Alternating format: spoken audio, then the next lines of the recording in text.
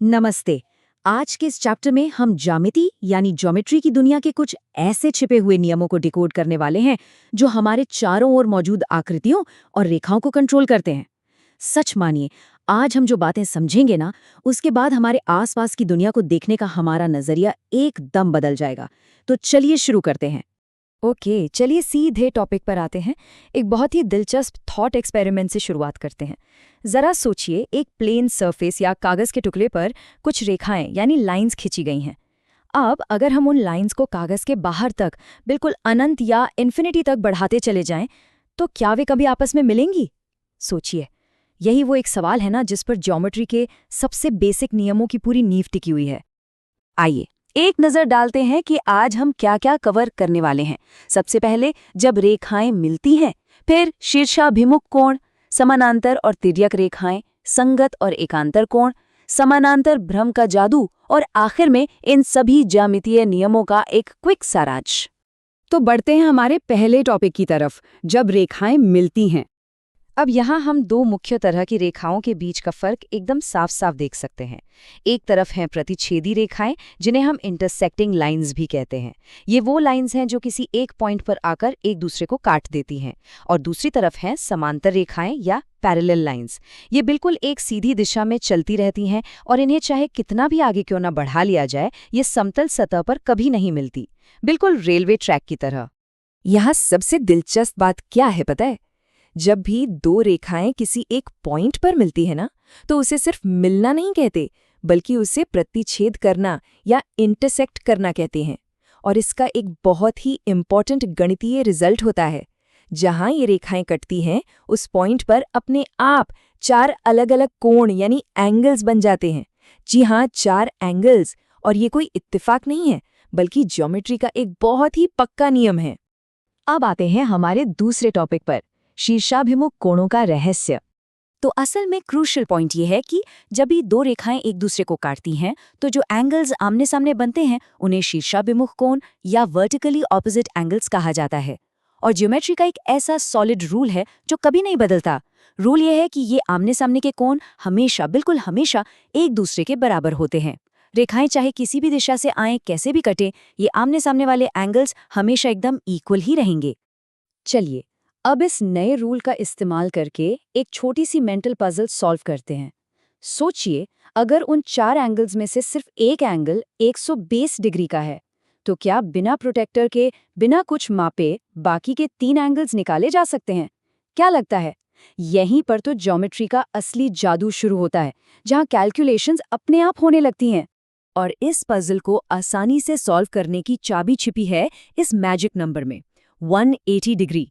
होता क्या है कि जब रेखाएं इंटरसेक्ट करती हैं, तो एक सीधी लाइन पर बनने वाले अगल बगल के कोण एक रैखिक युग्म या लीनियर पेयर बनाते हैं, और इनका टोटल हमेशा 180 डिग्री ही होता है। तो अगर एक एंगल 120 डिग्री है, तो उसके ठीक बगल वाला एंगल कितना होगा? बिल्कुल सही, 60 डिग्री। और अभी हमने जो आमने सामने वाला रूल समझा था, उसके हिसाब से ऑपोजिट एंगल्स तो बराबर होते ही हैं। तो देखा, बिना कुछ मापे चारों एंगल्स चुटकियों में निकल आए। चलिए अब आगे बढ़ते हैं तीसरे टॉपिक की ओर, समांतर और तिर्यक रेखाएं। अब इमेजिन कीजिए एक ऐसी रेखा जो शांति से चल रही समांतर रेखाओं के बीच दखल अंदाजी कर दे। इसे तिर्यक रेखा या ट्रांसवर्सल कहा जाता है। ये वो सीधी रेखा है जो दो या दो से ज्यादा लाइंस को अलग अलग पॉइंट्स पर काटती हुई गुजर जाती है।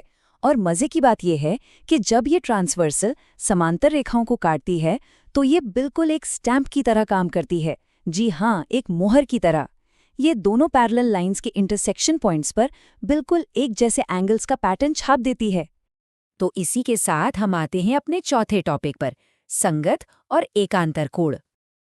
अब इन एक जैसे दिखने वाले एंगल्स में एक बहुत ही खास तरह का एंगल होता है, एकांतर कोण यानी ऑल्टरनेट एंगल। लेकिन इसे लॉजिकली ढूंढा कैसे जाए? ये बस 2 स्टेप्स का काम है। स्टेप 1, सबसे पहले संगत कोण या कॉरेस्पॉन्डिंग एंगल को पहचानिए। ये वो एंगल है जो दूसरी पैरेलल लाइन पर बिल्कुल उसी पोजीशन पर बैठा होता है। स्टेप 2, अब बस उस संगत कोण का आमने सामने वाला यानी शीर्षाभिमुख कोण खोज लीजिए, और बस हो गया।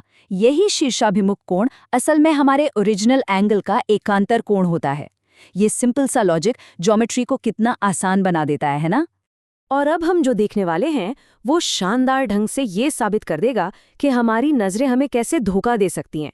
हमारा 5वां टॉपिक है समांतर भ्रम का जादू।